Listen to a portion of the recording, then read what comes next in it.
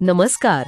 आज आपण एका खूप वेगळ्या व्यक्तिमत्वाचा वेध घेणार आहोत. संत कन्होपात्रा. हो. 15व्या शतकात होऊन गेलेल्या या संत कवयित्रीची कहाणी खरंच म्हणजे खूप विलक्षण आहे. हो. आपल्याकडे त्यांच्याबद्दलची माहिती आहे. संत कन्होपात्रा अभंग श्रद्धेचं प्रतीक. बरोबर. आणि या माहितीच्या आधारे आपण काय करणार आहोत की कन्होपात्रा यांचं जीवन कसं होतं, हो. त्यांची सामाजिक पार्श्वभूमी काय होती, हो. त्यांच्या भक्तीमध्ये किती ताकद होती हो. आणि त्यांचं एकूण आध्यात्मिक महत्व काय हे समजून घ्यायचा प्रयत्न करूया. आणि विशेषतः म्हणजे एका गणिकेची मुलगी असूनही त्यांनी संतपद कसं गाठलं हे बघणं महत्वाचं ठरेल. अगदी हाच मुद्दा महत्वाचा आहे, कारण त्यातून दिसतं की श्रद्धा किती पोटेंट असू शकते. बरोबर. चला तर मग कन्होपात्रा यांच्या जगात थोडं शिरूया. सुरुवात मंगळवेढ्यात झाली त्यांची. हो, मंगळवेढा. त्यांची आई शमा या त्या एक गणिका आणि उत्तम नृत्यांगणा होत्या. म्हणजे जन्मतःच एका काय म्हणतात त्याला एका विशिष्ट सामाजिक वर्गात त्यांचा जन्म झाला, जिथे समाजाचा दृष्टिकोन थोडा वेगळा असणारच. नक्कीच. पण गंमत अशी आहे की कन्होपात्रा यांना लहानपणापासून ओढ होती ती अध्यात्माचीच. अच्छा. त्या दिसायला सुंदर होत्या, नृत्य संगीत येत होतं त्यांना, पण या कशातच त्यांचं मन रमत नव्हतं असं आपलं माहिती स्लोत सांगतं. म्हणजे भौतिक सुखात रस नव्हता म्हणायचा. अजिबात नाही. त्यांचं सगळं लक्ष फक्त पंढरपूरच्या विठ्ठलावर केंद्रित होतं. ती ओढ विलक्षण होती. आणि म्हणूनच त्या रोज पंढरपूरला जायच्या नाही का, विठ्ठलाचं दर्शन घ्यायच्या, अभंग रचून त्याला आळवायच्या. हो, अगदी. त्यांचे अभंग म्हणजे त्यांच्या तीव्र भावनांचं, त्यांच्या समर्पणाचं प्रतीक आहे. जणू काही त्या विठ्ठलाशी थेट बोलतायत.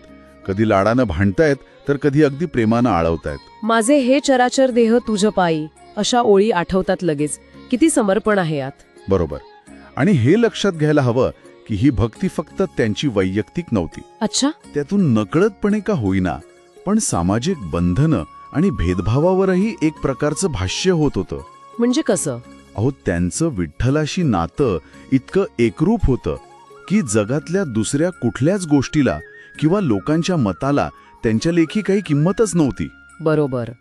आणि याचमुळे तो मोठा प्रसंग उभा राहिला, बिदरच्या सुलतानाचा. हो.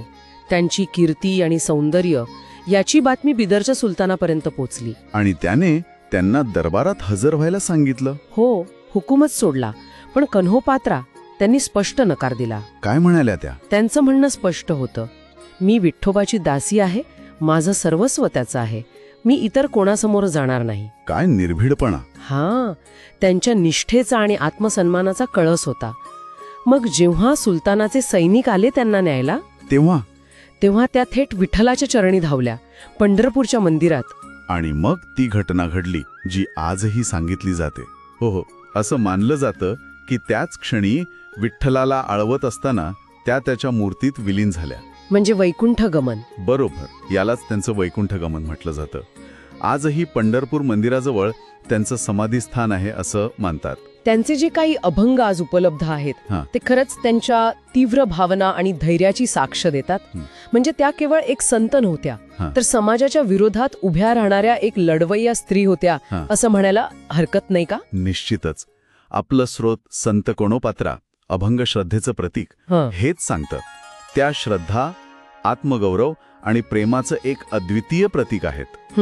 त्यांनी हे सिद्ध केलं की भक्तीसमोर जन्म, जात किंवा लिंग हे भेद महत्वाचे ठरत नाहीत. त्यांची निष्ठा ही तत्कालीन समाज रचनेविरुद्ध एक शक्तिशाली आवाज होती, एक प्रकारे मूक क्रांतीच. खरंय. यातून एक विचार नक्कीच पुढे येतो की आजही आपल्या काळात सुद्धा आंतरिक श्रद्धा किंवा एखादा दृढ विश्वास हा व्यक्तीला सामाजिक चौकटी आणि इतरांच्या अपेक्षांच्या पलीकडे जायला कशी प्रेरणा देऊ शकतो. अगदी. यावर विचार करण्यासारखं आहे नक्कीच.